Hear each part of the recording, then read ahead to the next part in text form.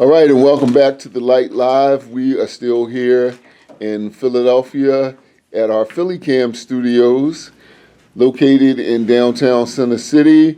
And my man Elijah Pringle has joined the congregation. How you doing, Elijah? I am good, and I'm realizing that I really want to work as a civic engineer so I can fix Philadelphia traffic. Wow. Okay. All right. So we're not going to be able to fix that today, but can you introduce yourself, and then we'll get into the topic that you brought up. My name is Elijah Pringle, and I guess I'm an artist from Philadelphia, or an artivist, as I like to call myself, because I like to use my art for causes. Hopefully that furthers humanity, who knows. But we were talking about what I thought were the greatest albums. And there was 3 albums I thought were just really great albums, and 2 of them I think were like expected, and the third one maybe wasn't.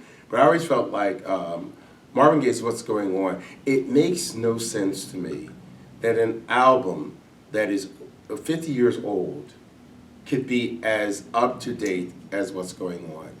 And I remember when it was released as a child, I knew it was special. And by the time I was in my 20s, and people were saying that, oh, the greatest album was the Sgt. Pepper, I said, trust me, in time, this will get fixed. It's going to be What's Going On.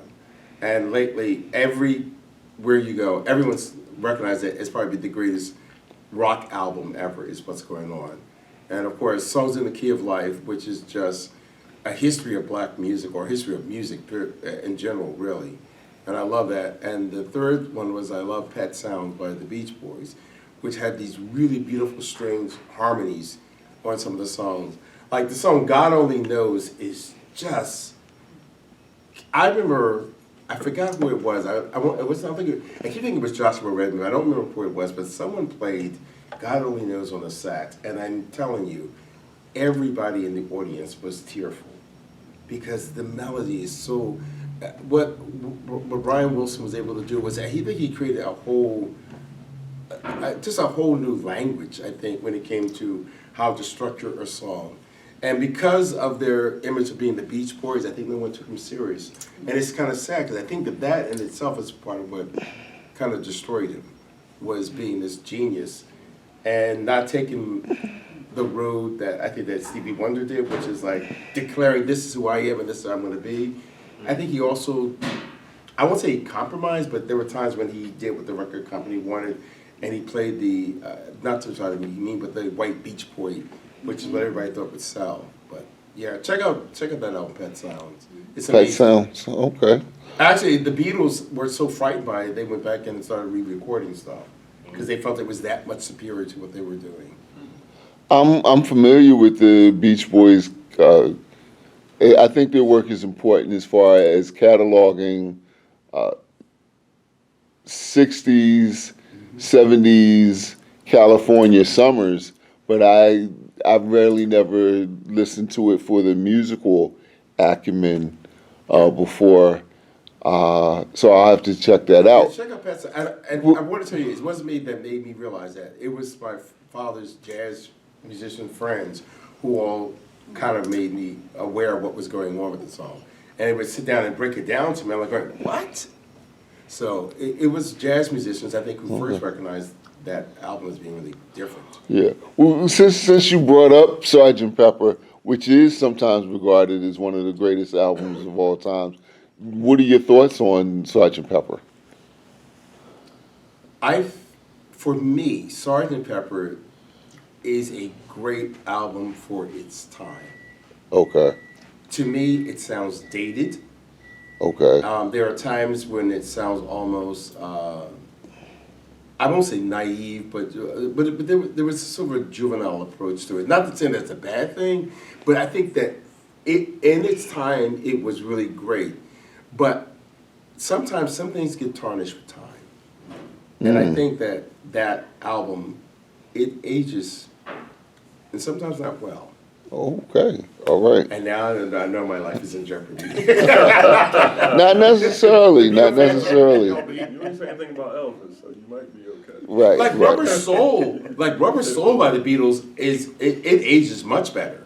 It ages much better. Okay, All right. So you already said that you like "God Only Knows" from Pet Sounds. That's your pick. Uh, Good Vibrations, another one. Good But, Vibrations. yeah. Give me a pick. Give me an Elijah pick from "Songs in the Key of Life." I'm not gonna give you my pick. I'm gonna give you the pick of someone who said the greatest song ever written is "As." Mm. And I'm not gonna argue with that person because that person was my mother. Funny, we were just talking to Stephanie Renee As. about "Want to Be Starting Something," and "As" is another one of those songs that I challenge you to uh, listen to without singing. But it does, like the lyrics and everything are amazing, but it just makes you want to sing though. It does. Okay, and give me a pick from "What's Going On." I have to say, "Mercy, Mercy Me." Okay. Because anyone who can sing about the ecology and make you jam to it, come on. Come on. Are you serious? Like, that I'm like, going, this is craziness. This is craziness. Okay. You're talking about something so super important and so real, and with all of the earth awareness, as I like to call it now, that's going on. For this had been written over 50 years ago by people, because black people weren't supposed to be aware of the ecology or anything like that. We're not supposed to be hip to that. But here it was. We're laying it out there for everybody. So I always felt like, that's my job. I love that one. All right, ladies and gentlemen, this is The Light Live here from Philly. We're here with Elijah Pringle and the congregation. We'll be back with more after this.